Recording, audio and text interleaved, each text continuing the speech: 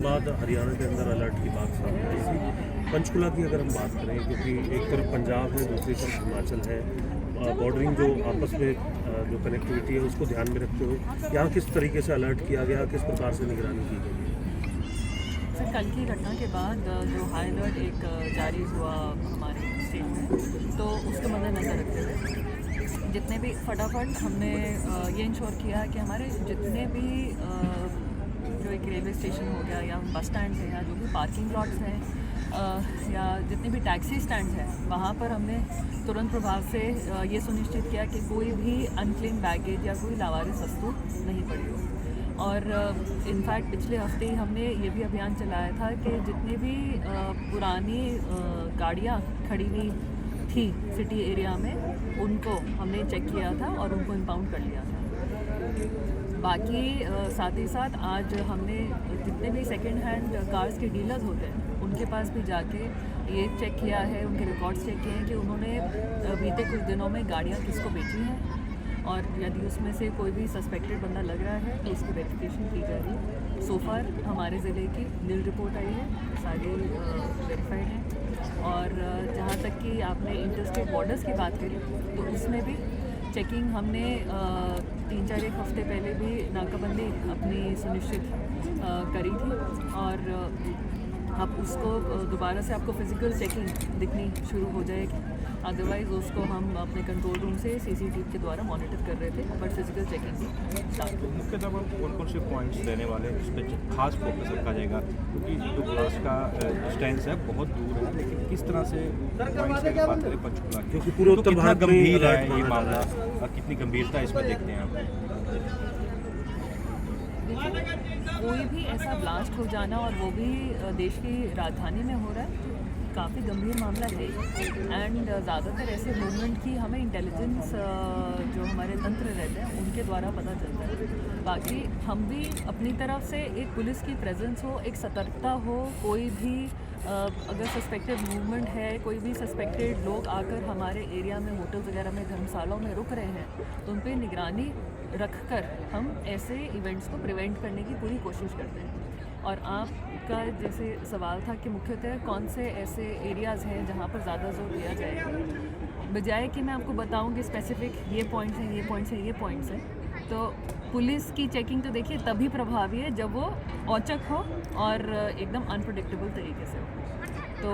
मैं आपको बस इतनी अपना आश्वासन देना चाहूँगी कि जो भी ट्रैफिक हमारे यहाँ से गुज़र रहा है, हमारी तरफ से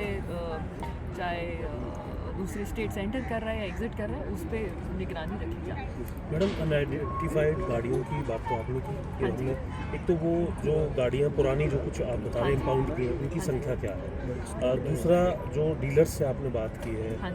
उसकी जो वेरिफिकेशन में कितनी गाड़ियाँ जो है वेरीफाई आपने सो फार अभी तक के इतने कम टाइम स्पेंड में जी? इसके आंकड़े तो अभी मेरे पास नहीं मौजूद, पर ये वेरिफिकेशन ज़रूर हुई है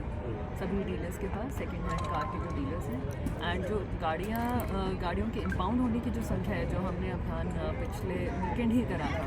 वो करीबन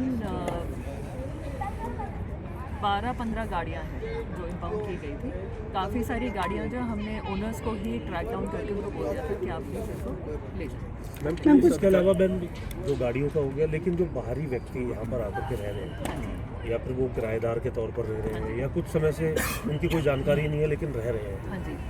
उन लोगों को कैसे आप आइडेंटिफाई करने का काम करेंगे, उसके लिए क्या विशेष अभियान रहेगा? क्योंकि यही देखने के लिए मिलता है कि घटना तो हो जाती है लेकिन वो व्यक्ति कहीं और का रहने वाला होता है, कहीं और से तार जुड़े होते हैं। तो पंचकुला में ये तमाम चीज़ें पर कैसे पंचकुला पुलिस निगरानी रखती है? आपने ठीक कहा कि ज़्यादातर ऐसी जो घटनाएं होती हैं उनको अंजाम देने में जो बाहर से आए लोग होते हैं उनका हाथ रहता है, और उन पे निगरानी या फिर उनकी इंफॉर्मेशन देने के लिए हमारा जो इंटेलिजेंस तंत्र होता है उस पर डिपेंड करते हैं। और साथ ही साथ एक जो आपके जैसे जो पब्लिक पर्सन्स हैं, जो हमारी आँख और कान है ऑन द ग्राउंड, उनसे भी हमें इंफॉर्मेशन इनपुट्स आती है। मैम, सुरक्षा को देखते हुए पुलिस अधिकारियों की छुट्टी भी कोई कैंसिल की गई है, या मतलब जितनी VIP मूवमेंट्स रहती है यहाँ पे पंचकुला में, तो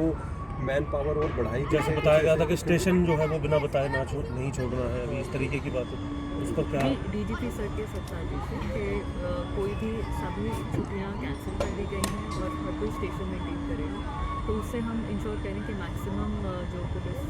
है वो प्रेजेंट करें।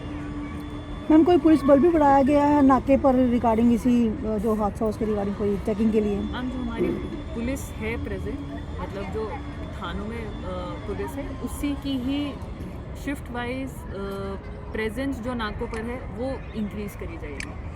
इसके अलावा मैडम ड्रिंक एंड ड्राइव को लेकर के भी तक काफ़ी कुछ डीजीपी साहब भी कह रहे हैं और कोशिश आपकी भी रहती है, उसमें क्या स्टेटस अभी तक है जब से अभियान चल रहा है? जी, पंचकुला की हमेशा तुलना एक हमारे जो नेबरिंग डिस्ट्रिक्ट्स हैं या नेबरिंग स्टेट्स हैं उनसे की जाती थी, तो मुझे बताते हुए अच्छा लगता है, गर्व है कि